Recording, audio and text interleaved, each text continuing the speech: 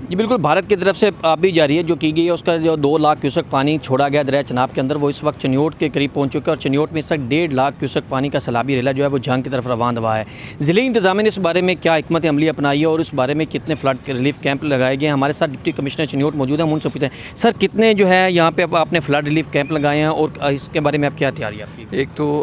कल जैसे ये वार्निंग जारी हुई थी गवर्नमेंट की तरफ से, तो हमने अपने रेस्क्यू कैंप्स जो हैं वो इस्टेब्लिश किए और अपने रिलीफ कैंप्स इस्टेब्लिश किए। फर्स्ट लाइन ऑफ डिफेंस जो हमारी है वो रेस्क्यू कैंप्स हैं, जो कि रेस्क्यू 1122 और हमारे वो जो लोग जो स्विमिंग जानते हैं या बोट्स हैं जिनके पास, उनके ऊपर मुश्तमिल होते हैं। ये 9 मुख्तलिफ जगहों पे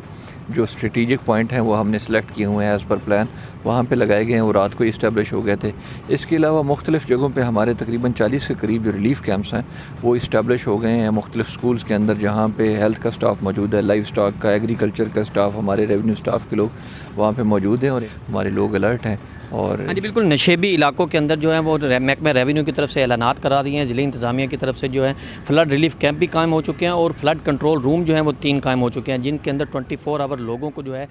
पानी के बारे में आगाही दी जा रही है।